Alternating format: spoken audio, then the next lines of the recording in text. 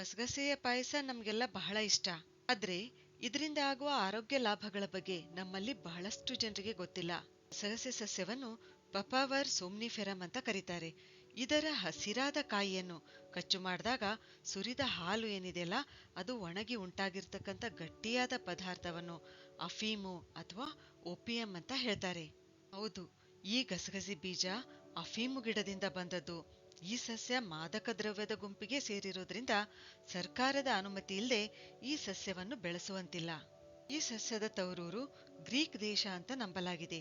ಇದರ ಪರಿಚಯ ಕ್ರಿಸ್ತಪೂರ್ವ 4200ಕ್ಕೂ ಮೊದಲಿಂದಲೂ ಇದೆ. ಗಸಗಸೆ ಬೀಜದಲ್ಲಿ ಹೆಚ್ಚಿನ ಪ್ರಮಾಣದಲ್ಲಿ ಎಣ್ಣೆಯ ಅಂಶವಿದೆ, ಸ್ವಲ್ಪ ಪ್ರಮಾಣದಲ್ಲಿ ಆಲ್ಕಲಾಯ್ಡ್ಗಳಿವೆ, ಅಧಿಕ ಪ್ರಮಾಣದಲ್ಲಿ ಪೋಷಕಾಂಶಗಳಿವೆ.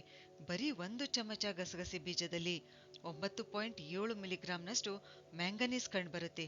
ರಂಜಕ, ಕಬ್ಬಿಣ, ಸತು, ಕ್ಯಾಲ್ಸಿಯಂ, ಸೆಲೆನಿಯಂ, ತಾಮ್ರ, ಸೋಡಿಯಂ, ಆಂಟಿ ಆಕ್ಸಿಡೆಂಟ್ಗಳು, ಜೀವಸತ್ವ ಸಿ ಮತ್ತು ಜೀವಸತ್ವ ಇ, ಪ್ರೋಟೀನು, ಶರ್ಕರು, ಹೀಗೆ ಇನ್ನು ಹಲವಾರು ಪೋಷಕಾಂಶಗಳಿಂದ ಇದು ಸಮೃದ್ಧವಾಗಿದೆ. ಇದು ನಮ್ಮ ದೇಹವನ್ನು ಅನೇಕ ರೋಗಗಳಿಂದ ರಕ್ಷಿಸುತ್ತೆ. ಚಿಕ್ಕ ರೂಪದಲ್ಲಿದ್ರೂ ಗಸಗಸೆಯ ಕಾರ್ಯವ್ಯಾಪ್ತಿ ಏನಿದೆಯಲ್ಲ, ಅದು ತುಂಬಾನೇ ದೊಡ್ಡದಾಗಿಯೇ ಇದೆ. ಇದರಲ್ಲಿರುವ ರಾಸಾಯನಿಕ ಸತ್ವಗಳಾದ ತಾಮ್ರ, ಕಬ್ಬಿಣ, ಕ್ಯಾಲ್ಸಿಯಂ, ಮ್ಯಾಗ್ನೀಷಿಯಂ ಇವು ಮಿದುಳಿನ ಕಾರ್ಯಚಟುವಟಿಕೆಗಳನ್ನು ನಿಯತಗೊಳಿಸುವಲ್ಲಿ ಮತ್ತು ನ್ಯೂರಾನ್ಗಳ ಬೆಳವಣಿಗೆಯಲ್ಲಿ, ನಿದ್ರಾಹೀನತೆಯನ್ನು ನಿವಾರಿಸುವಲ್ಲಿ ಸಹಾಯ ಮಾಡುತ್ತವೆ. ಒತ್ತಡದ ಹಾರ್ಮೋನ್ ಆಗಿರ್ತಕ್ಕಂಥ ಕಾರ್ಟಿಸಾಲ್ ಮಟ್ಟವನ್ನು ಕಡಿಮೆ ಮಾಡುತ್ತೆ. ಈ ಕಾರ್ಟಿಸಾಲ್ ಏನಿದೆಯಲ್ಲ, ಇದು ಹೃದಯ ಬಡಿತ ಮತ್ತು ರಕ್ತದೊತ್ತಡ ಹೆಚ್ಚು ಮಾಡುತ್ತೆ, ಸ್ಟ್ರೆಸ್ ಹೆಚ್ಚು ಮಾಡುತ್ತದೆ. ಈ ಸ್ಟ್ರೆಸ್ ಹಾರ್ಮೋನ್ ಪ್ರಮಾಣ ಕಡಿಮೆ ಮಾಡುವ ಗುಣ ಗಸಗಸೆಯಲ್ಲಿದೆ. ಗುಣಮಟ್ಟದ ಶಾಂತ ನಿದ್ರೆಗಾಗಿ ಮಲಗುವ ಮುನ್ನ ನಾವೇನ್ ಮಾಡಬೇಕು, ಗಸಗಸೆಯ ಪಾಯಸ ಮಾಡಿ ಸೇವಿಸಬೇಕು. ಇದು ನಿದ್ರಾಹೀನತೆ ಸಮಸ್ಯೆ ನಿವಾರಿಸುತ್ತೆ. ಇದು ನ್ಯಾಚುರಲ್ ಅನಾಲ್ಜೆಸಿಕ್ ಆಗಿ ಕೂಡ ಕಾರ್ಯನಿರ್ವಹಿಸುತ್ತೆ. ಅಂದ್ರೆ ಮೈಕೈ ನೋವು ಸಹ ಕಡಿಮೆ ಮಾಡುತ್ತೆ. ಗಸಗಸೆಯಲ್ಲಿ ಹೆಚ್ಚಿನ ಪ್ರಮಾಣದ ನಾರಿನಾಂಶ ಇರೋದ್ರಿಂದ, ಫೈಬರ್ ಇರೋದ್ರಿಂದ ಜೀರ್ಣಕ್ರಿಯೆಗೆ ಮಾತ್ರವಲ್ಲ, ನಮ್ಮ ಗಟ್ನ ಆರೋಗ್ಯ, ನಮ್ಮ ಕರುಳಿನ ಆರೋಗ್ಯ ಸುಧಾರಿಸುತ್ತೆ. ಆಹಾರದಿಂದ ಪೋಷಕಾಂಶಗಳ ಹೀರಿಕೆಯನ್ನು ಹೆಚ್ಚಿಸುತ್ತೆ, ಮಲಬದ್ಧತೆಯ ಸಮಸ್ಯೆಯನ್ನು ಕಡಿಮೆ ಮಾಡುತ್ತೆ, ದೇಹಕ್ಕೆ ಶಕ್ತಿಯನ್ನು ಕೊಡುತ್ತೆ. ಹೀಗೆ ನಮ್ಮಲ್ಲಿ ರೋಗ ನಿರೋಧಕ ಶಕ್ತಿಯನ್ನು ಹೆಚ್ಚಿಸುತ್ತದೆ. ಸಂಶೋಧನೆಗಳ ಪ್ರಕಾರ ಗಸಗಸೆಯ ಸೇವನೆಯಿಂದ ಮಹಿಳೆಯರಲ್ಲಿ ಬಂಜೆತನ ನಿವಾರಣೆ ಆಗುತ್ತೆ, ಸಂತಾನೋತ್ಪತ್ತಿ ಕ್ರಿಯೆಯು ಹೆಚ್ಚುತ್ತೆ.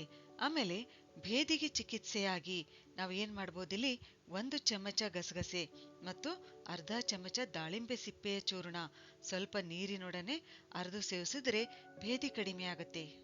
ಇದರಲ್ಲಿರುವ ಮ್ಯಾಂಗನೀಸ್ ಇದು ಗ್ಲೂಕೋಸ್ ಮೆಟಾಬಾಲಿಸಂ ಸುಧಾರಿಸುತ್ತೆ ಮತ್ತು ಇನ್ಸುಲಿನ್ ಸ್ರವಿಕೆಯನ್ನು ಹೆಚ್ಚಿಸುತ್ತದೆ. ಹೀಗೆ ಮಧುಮೇಹಿಗಳಿಗೂ ಗಸಗಸೆ ಉಪಯುಕ್ತವಾಗಿದೆ. ಥೈರಾಯ್ಡ್ ಸಮಸ್ಯೆ ಇದ್ದವರಿಗೂ ಇದು ತುಂಬಾನೇ ಒಳ್ಳೆಯದು. ಗಸಗಸೆಯಲ್ಲಿರ್ತಕ್ಕಂಥ ಸತು ಮತ್ತು ಸೆಲೆನಿಯಂ ಇವು ಥೈರಾಯ್ಡ್ ಗ್ರಂಥಿಯು ಸರಿಯಾಗಿ ಕಾರ್ಯನಿರ್ವಹಿಸಲು ಸಹಕರಿಸುತ್ತವೆ. ಇದರಲ್ಲಿರುವ ತಾಮ್ರ, ಸತು, ಕ್ಯಾಲ್ಸಿಯಂ ಇವು ಮೂಳೆಗಳ ಆರೋಗ್ಯ ಕಾಪಾಡಿ ಮೂಳೆಗಳನ್ನು ಬಲಪಡಿಸುತ್ತವೆ.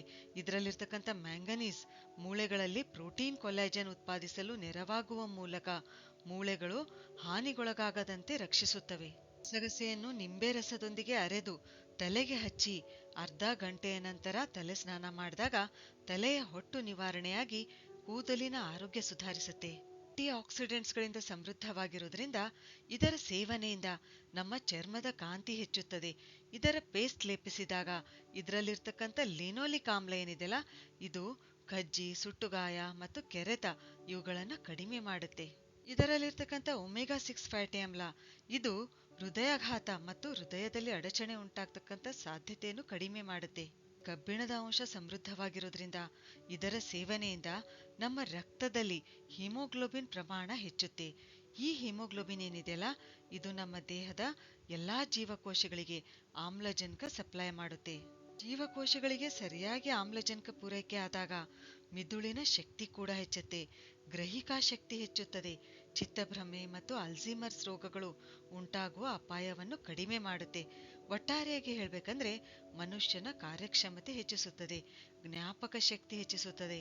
ತಂಪುಕಾರಕ ಗುಣ ಹೊಂದಿರೋದ್ರಿಂದ ಬಾಯಿ ಹುಣ್ಣು ಸಮಸ್ಯೆ ಕೂಡ ನಿವಾರಿಸುತ್ತೆ. ಇದರಲ್ಲಿ ಹೇರಳವಾಗಿ ಕಂಡುಬರುವ ಸತು ಮತ್ತು ಆಂಟಿ ಆಕ್ಸಿಡೆಂಟ್ಗಳು ಕಣ್ಣಿನ ಸಾಮರ್ಥ್ಯ ಹೆಚ್ಚಿಸಿ ಅಕ್ಷಿಪಟಲದ ಅವನತಿ ಅಂದ್ರೆ ಮ್ಯಾಕ್ಯುಲಾರ್ ಡಿಜನರೇಷನ್ ಇದನ್ನ ತಡೆಗಟ್ಟುತ್ತವೆ.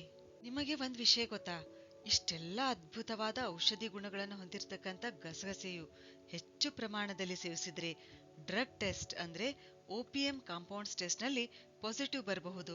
ಗಸಗಸೆ ಸೇವಿಸಿದ 48 ಗಂಟೆಗಳಲ್ಲಿ ನಮ್ಮ ಮೂತ್ರದಲ್ಲಿ ಸ್ವಲ್ಪ ಪ್ರಮಾಣದಲ್ಲಿ ಕೋಡಿನ್ ಮತ್ತು ಮಾರ್ಫಿನ್ ಡಿಟೆಕ್ಟ್ ಆಗಬಹುದು. ಆದ್ದರಿಂದ ಗಸಗಸೆಯನ್ನು ಮಿತವಾಗಿ ಬಳಸಬೇಕು.